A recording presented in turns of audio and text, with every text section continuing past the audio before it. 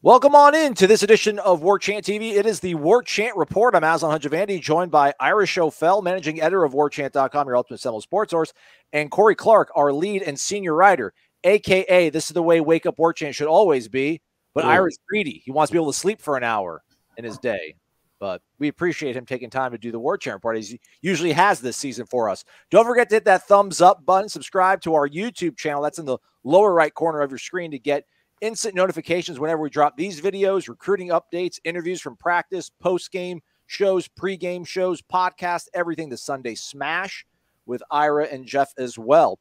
So we join you folks with Florida State off their biggest win in God knows how long, 5-6 years. They take down Miami 31-28 this past weekend in Doak Campbell Stadium, the first win over a rival since the 2017 regular season quasi-finale against Florida. They obviously played Monroe the week after to get bowl eligible.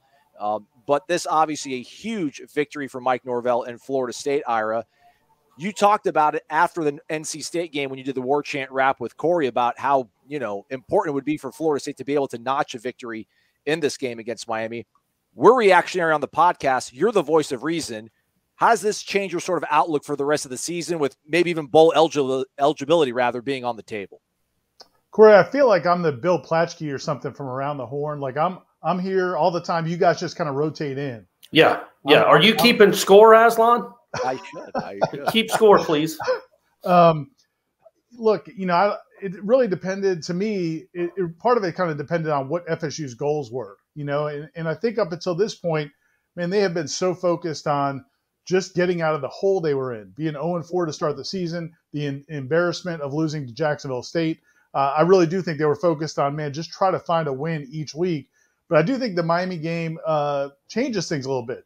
Just talking to people around the program, hearing the mindset of the players and some of the coaches and the staff, I think now they see the possibility of going to a bowl game, and that's within their grasp. And I think they've really set that as a goal. I think they look at this game now against Boston College as not just a game, which, would be challenging enough. It would be important enough as an ACC win, possibly get you to 4 wins of the season, 500 in the ACC, which is, hey, based on where they've been for the last few years, that's okay. But I think that now they see this as an opportunity to get in position to compete for a bowl game. It might be a situation where you and Florida are playing in Gainesville to see who can get bowl eligible, depending on what the Gators do this weekend against Missouri. So I think it's changed a lot internally. I think it's kind of raised the ante a little bit on how they see these last couple of games. I'm mildly selfish, Ira. I like bowl trips. Gene takes care of us and does it first class when we go out to bowl games. So I want to go to bowl games selfishly. I also think it'd be valuable for this team and this program and the continued development. Where do you stand on the importance of getting into a bowl? I think it's huge. I mean, and the point you just made, the 15 practices, along with us getting some free meals and trip and maybe some alcohol and some fun times. But yeah, no, for the team, it's those 15 practices. This is a young football team. I'm not going to say it's as young as they act like it is. A lot of these redshirt freshmen are really third-year players. Some of these sophomores are fourth-year players. So I don't get crazy carried away with how young they are. But there are a lot of players that haven't played a lot of college football. Jordan Travis, another guy, how much would he benefit from another 2 or 3 weeks of practice under this coaching staff? So I think it would be invaluable for this team, especially since so many guys will be coming back next year.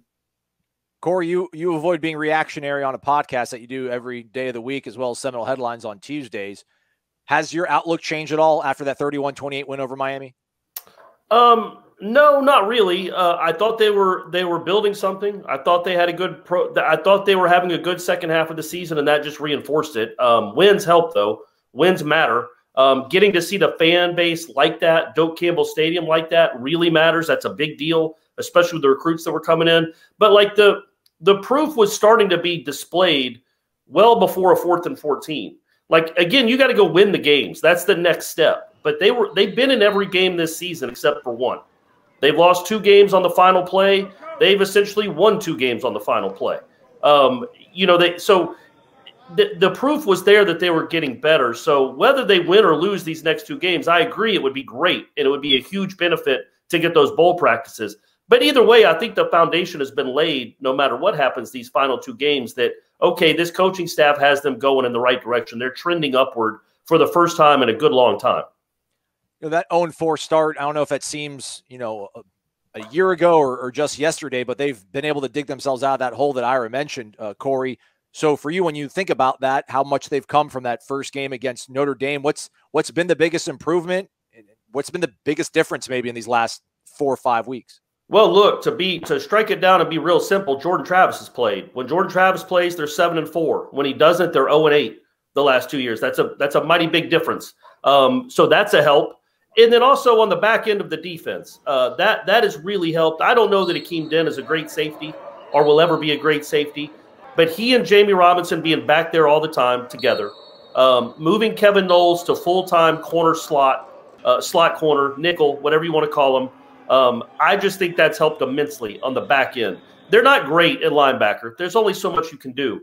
But shoring up the back end where you're just not giving dudes wide open runs to the end zone, just crossing pattern after crossing pattern that's wide open has really helped. I think Adam Fuller's 100% right. That communication has really helped. He shortened the rotation, and it's made a difference in that back end where, instead of giving up 28 points and a half, they're giving up 28 points for an entire game against good offenses. That's been a big improvement.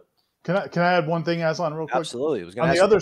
You've been in every practice, Ira. You've made it to every single practice, and people knew the ends to which you went to make it to Wednesday's practice to keep your streak intact. My gosh, they'd be giving us tips on this right now. But yeah, what have you seen improvement-wise? I'm trying to make up for when I was in high school. This kid named Rodney Sobelson. Shout out, Rodney. I love you. We were friends. But he got this award every year for having perfect attendance every year. All 12 years of school. The whole time we were growing up, he had perfect center. And I'm like, hey, dude, we get sick. It's not like we're playing hooky. Like, stop showing off. Take a day off. Anyway. So you never skipped school? Oh, I did all the time. Okay. Well, then what's your point? I'm just saying but I also got sick. Oh, okay. Like, people miss days for other things. No, I definitely, right. Anyway. But as far as the other side of the ball, I really think the offensive line, that continuity on the offensive line, no offense to Dante Lucas, he just was making a lot of mistakes earlier this season. So he's no longer there. You're not having as many of those false starts and holdings and different issues early in drives. You also got Maurice Smith back. He missed most of those 3 or 4 games early on at center. So now you move Bavion Johnson back to a guard. You got Dylan Gibbons and Devontae Love-Taylor have been healthy the last few weeks. So I think that's been a big part on offense, along with Jordan Travis as well.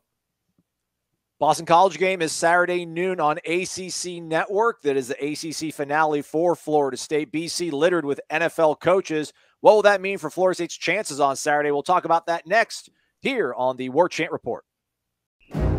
Live and living color and totally free. Subscribe to Warchant TV on YouTube, the digital home of Warchant.com. From the practice field to pregame and the phone calls afterwards, Warchant's YouTube channel is home to live programming like Seminole Headlines, Wake Up Warchant, The Jeff Cameron Show, as well as Trench Talk, a live Q&A with Noles offensive lineman Devontae Love-Taylor. Just search Warchant on YouTube and click or tap the subscribe button. That's it. It's totally free. Warchant TV on YouTube. Just another reason we're the ultimate Seminole sports source. Welcome back into this edition of Warchant Report, covering the Boston College Florida State game coming up Saturday at noon on ACC Network. A reminder, pregame and postgame shows go down here on Warchant TV. Hit the thumbs up button, subscribe to our YouTube channel so you get notifications when the pregame show and postgame shows go down, usually 10 minutes after victory, hopefully, against Boston College on the postgame show. Don't forget, Jeff Cameron Show is Monday, Wednesday, Thursday, Friday. Seminole Headlines goes on Tuesday. Wake Up Warchant Monday through Friday. Trench Talk on Mondays with Devontae Love-Taylor. Recruiting chats with Michael Langston, as well as the Sunday Smash. Got to be a grown-up to watch that one. From your folks, kids. The controversial Sunday Smash. Yes, that's right. It is Smash. Everybody seems to love it. It's been really great.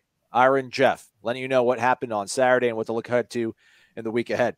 And Jeff cussing a lot. Well, sometimes you need colorful language, to really drive home a point. Mm-hmm. The points hit it home. Anyhow, looking ahead now to the Boston College game, again, noon kickoff ACC Network.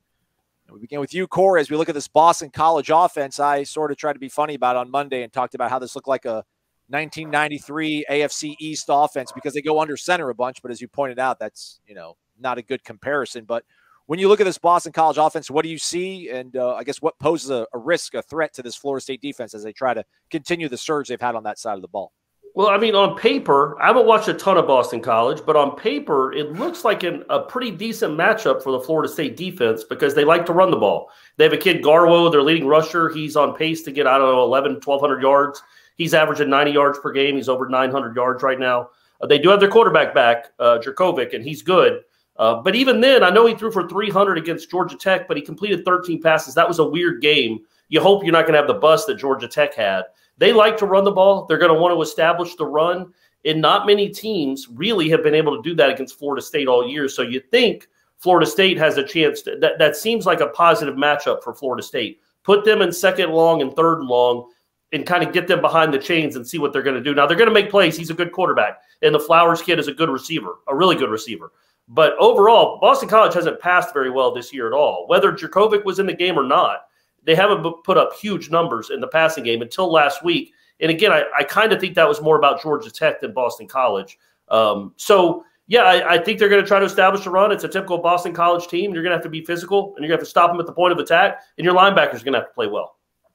Boston College started the season off 4-0 and then went 0-4 and have won their last two with Jerkovic's return playing a part of that, obviously.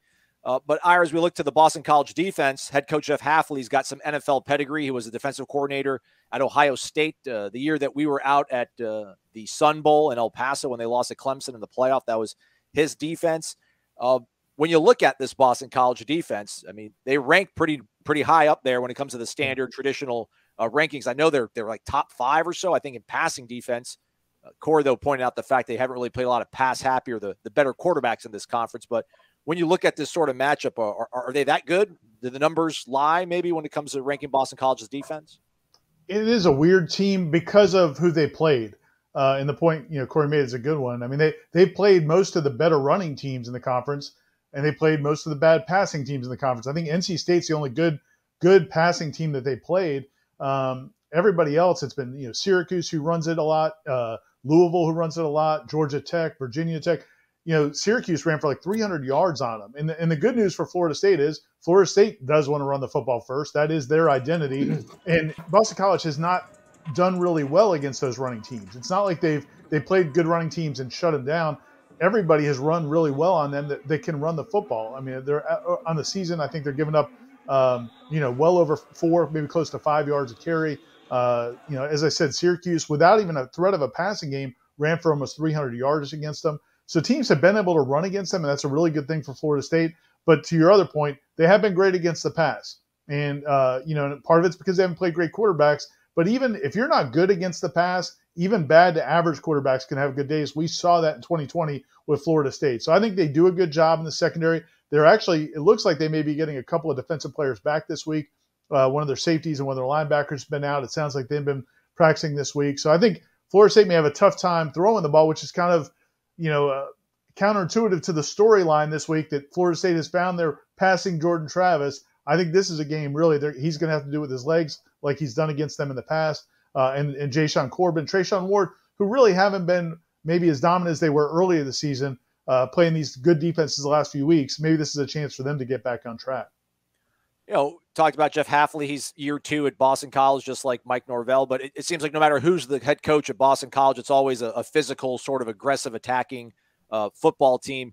Those are sort of the buzzwords that we've been hearing from the coaching staff. It feels like, Ira, I don't recall them being in just shells on a Wednesday. I don't know if that's something they've usually been doing. You obviously have got a better memory on that sort of stuff. But when it comes to toughness and physicality, is that going to be the theme for Florida State this week to get the win? Can they rise up again after coming off a Miami game that was extremely physical, North Carolina State where they were flu-ridden, and the Clemson game that was also another battle of attrition?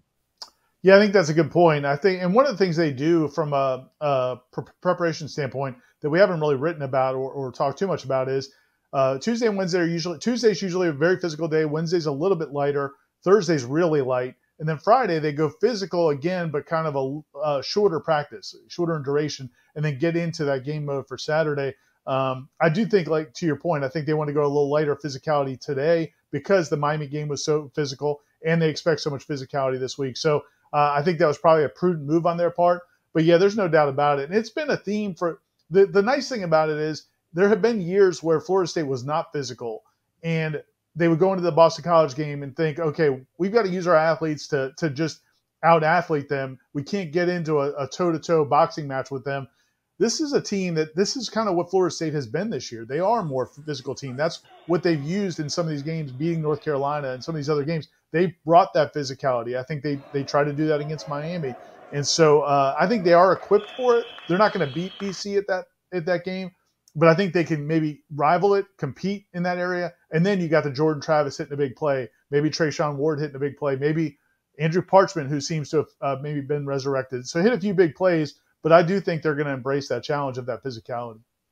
Corey, we've seen this team not quit. They have fight. They stay in these games. They've made all of them, with maybe the exception of one, a 4-quarter battle. Is it because they are physical, and does that make you believe they'll be able to sort of answer this call Saturday in Chestnut Hill?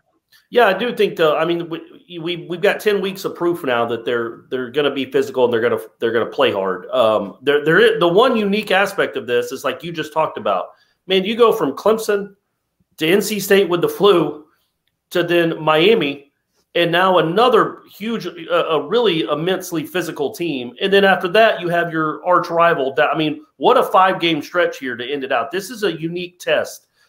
Just on physicality for a team that doesn't have a ton of depth on the defensive line. And that's where I'm concentrating on. That front seven, to me, is the key to the whole game. The back end's going to give up some plays. Boston College is going to make some plays. Quarterback's good. But if that front seven can control, specifically the front four, can control Boston College's line, it's a good line. I mean, they're a good team. If they can compete in the guy, we know Jermaine Johnson and Keir Thomas, those guys are going to play. Fabian Lovett. What can Malcolm Ray bring it 2 weeks in a row? Can somebody like that? Can Jarrett Jackson bring it again? Because that's the test, and those are the guys you're going to be counting on next year. This is a really good test for this team, but specifically that front seven, because I just think that's where the game will be won or lost. Florida State, I think, will score some points because they can run, but Boston College is going to score some points, and you have to assume, just going by the last 10 weeks, odds are it's going to come down to the final 5 minutes of the fourth quarter. Big picture outlook in the can, as well as the matchups. You folks probably want the keys to victory and who we think is going to win the game. That's coming up next, right here on the Warchant Report.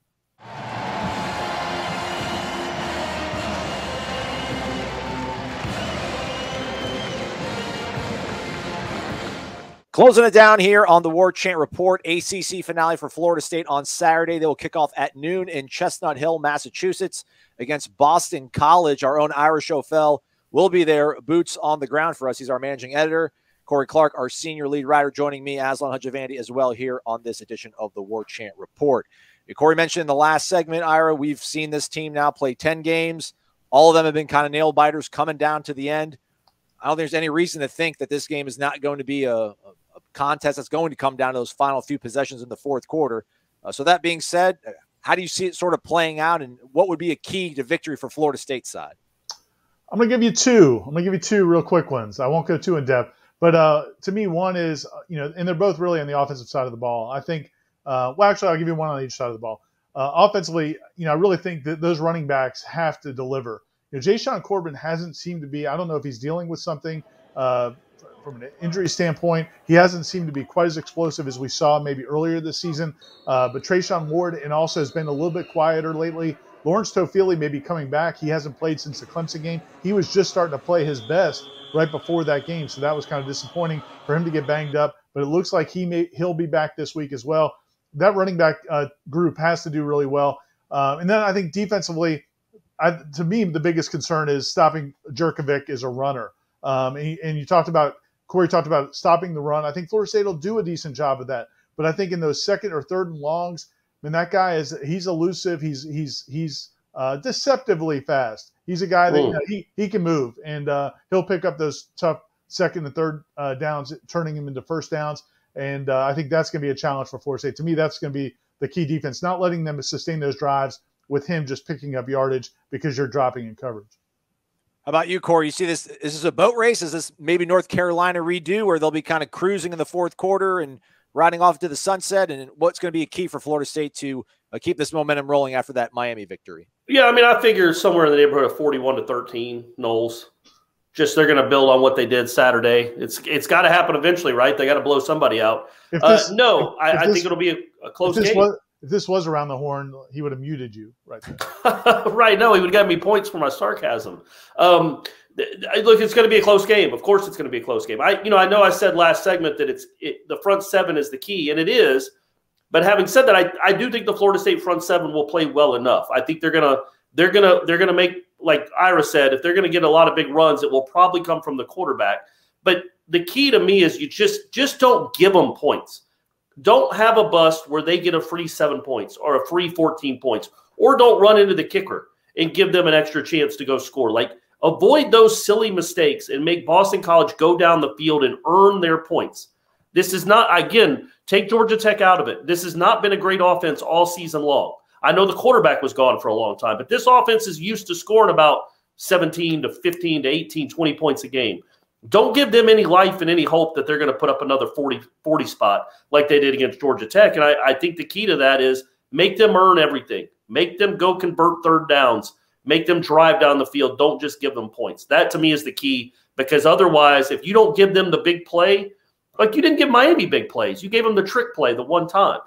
And if you take that trick play away and the stupid run into the kicker and the deflection nonsense, I mean, you're talking about 14 points Miami would have scored, and that's a really good offense. So just play like you played against Miami. I'm talking about not having busts and communicating well, and you should come out on top on this game, I think. All right, you got Corey's prediction, 41-13. Let's see what the rest of the Warchant.com staff thinks about this one. It's nice to do one of these picks when Florida State is coming off a big win. They got some momentum rolling, but 2 games to be bowl eligible. They got to get the win in Boston this weekend. Usually a tough place to play. The good news for Florida State is this is a day game. It's cold, but it's not really cold. I mean, it's going to be in the 40s at kickoff. I think that's huge for Florida State. A night game when it's in the 20s and snowing, that's a tough ask for Florida State. But I do think this team's different than that team. You know, some of those past teams like 2017 that just got the doors blown off down there, this team will fight. And you're going to have to against Boston College. You're going to be very physical in this game. But I think that's something Florida State does extremely well, especially on the defensive line up front. So I think the Noles are strong where BC has some issues, and that's running the football. Florida State does it very well. BC is not very good, surprisingly, defending the run. So I expect a big day from Jordan Travis, Jayshon Corbin, Trayshawn. You could have hopefully some other Toafili back in the lineup. So that should really help Florida State in terms of establishing that running game. And so I like the Noles in this one. So one more to get one away from being bowl eligible. I'm going to go Florida State 28, BC 20. I think it's be a little bit lower scoring because I think Florida State's going to run the ball effectively, and they're going to slow down BC offensively and keep their quarterback somewhat in check. They'll have some success, but Florida State's already shown they can slow down some pretty good quarterbacks. So I like the Noles in this one to get to within one game of 500. All right. Feeling pretty good. Let's keep it rolling, baby. I'm going to go Florida State 34, Boston College 20. That almost feels like a rocking chair game. Go Noles. Well, last week Florida State topped Miami 30-20, and this week they're taking it up to Chestnut Hill, and I like Florida State big. I'm picking the Noles 38-17 to win by 3 scores up at Boston College this Saturday. And if you look at this game, I think Florida State's hitting their stride right at the right time, right as they need to here at the end of the year, as they still have a chance to make a bowl with 2 games left. And they really match up well with BC, in my opinion. BC's strength on offense is definitely their offensive line, and I think Florida State can counter that with all the playmaking they've been getting up front defensively. And then if you look at Florida State's offense, I think Florida State's going to have a lot of success running the ball Saturday. Boston College, while they have one of the better overall defenses in the ACC, they have one of the worst run defenses in the country, outside the top 100 in that category. So I'm picking the Noles. All right, everybody, it's time to make the prediction. There is nothing that Boston College can do on offense that Florida State has not seen yet so far this season. Quarterback play is really good, but if you think about it, the Noles have seen a lot of good quarterbacks in conference play so far this season, including also Notre Dame out of conference. So I feel like the defense is ready for what they're about to see. Boston College has not seen a defensive front like Florida State, not with their starting quarterback playing. Jurkovic is a kid that is really good, has good pocket presence about him, but Florida State's front 4 is going to be the difference. It's the interior defensive line pressure that I'm looking for this weekend. The Noles offense continues to roll with Jordan Travis. You know where we're trending here, everybody. 27-17. Good guys, Florida State. We'll talk to you on the postgame show. At least I will, with Gene, around 3:30, 4 o'clock on Saturday. Thanks, guys. All right, we turn to our panel now. Again, Ira Schoffel and Corey Clark. Ira, you get honors as always. Again, always grinding out at practice. Give us your game prediction. Florida State taking on Boston College, noon kickoff, ACC Network. This is really a tough game to pick, man. I really think this game could go back and forth. It wouldn't surprise me if it went either way. I do think I think Florida State's going to play well, but I think it is a tall task. Boston College, because of getting the confidence back with their quarterback, getting to play at home. It's going to be 40-something degrees. We don't know how well these Florida kids are going to be excited to play in that temperature. I know it's not freezing cold, but I'm just telling you, a lot of times when Florida State goes on the road and it's below 50, sometimes it can get a little dicey. So I am going to pick Florida State, mostly based on the fact that I think they are going to keep the running game in check for Boston College. I think FSU's defense is going to do a good job with that. They've done it all season. I expect that to continue. And I do think FSU is going to hit some big plays offensively. I think FSU's speed, Jordan Travis, the running backs, I think they're going to hit some big plays and pull it out. But I think it's going to be a really tough game. I'm going to say Florida State 28-24. Corey, I was going to let you go, but I have a feeling that you're going to have a positive note to send us off on. So let me go in the middle of it. I'll be washed away. This is a really tough matchup. It's a really tough part of the schedule to play this team. I think Florida State still has a cachet. I think that Boston College staff is going to have that team totally geared up to play Florida State. And I think it is going to come down to a couple plays for Boston College, play action. Talk about their big plays. That's the only way I think they'll get a big play on Florida State. And it's going to be tough, I think, to stay disciplined for 60 minutes. I think Boston College ekes it out 28-27. Corey, was I correct? Are you going to send us off on a positive high note? No, yeah, exactly. You actually said my exact score. I had Boston College winning 28-27. I think, like I said, I think it's not a terrible matchup for Florida State. It's the positioning on the schedule of this game. An enormously emotional, physical game. Now you're a sleepy noon on Saturday in a stadium that it's going to be cold, but it won't be that full, playing a good team where maybe you're not quite as amped up as you were the week before, or you will be the next week. It is a tough game in the middle of Miami and Florida, man. It is a tough game, and it would be, I think, the most impressive win of Norvell's career by a large margin if they can follow up a win over Miami with a win at Boston College, coming off what they came off with that emotion of Saturday night. It's hard to get ramped back up 6 days later, especially when you're not good. Like Jimbo could do it in 13 because he had NFL guys everywhere. You know what I mean? Like they did great. When you're not a great team, it is hard to ramp it up 2 weeks in a row to that pitch you need. And I just think Boston College probably makes one more play late, or maybe, I don't know, you miss an extra point. I'm looking at you, Fitzdog. Don't miss any more extra points, man. But I'm predicting – number one, when I predict Florida State to win, they always lose. So know that. But I'm predicting Boston College 28-27. Can I retort real quick, Aslan? Just to one point, the pick is perfectly fine. We know what Corey's doing when he makes his picks. But the one point I would make is I was concerned about exactly the point he was just making about could Florida State get back up again. BC, they're going to treat it like a Super Bowl especially because of the way their season went. They lost a bunch of games without their quarterback, who's back now. But the two things got me kind of feeling like Florida State's going to meet that part of it. One is what we've seen at practice. Mike Norvell said that Tuesday and Wednesday were two of their better days. Really did a good job of playing with energy and competing at practice. The other thing is just hearing some of the stuff about how important this team feels about a bowl game and the opportunity to play Florida for a bowl game. I think they've embraced that. So I think that's going to help them meet that challenge. But yeah, man, it's this game definitely could go either way. I hope you are right. I think somebody said that the line is now down to maybe 1 point. I think at one point it was Boston College by 3. I know it's come down. I'm not sure if it's down to 1, but at least 2, yeah.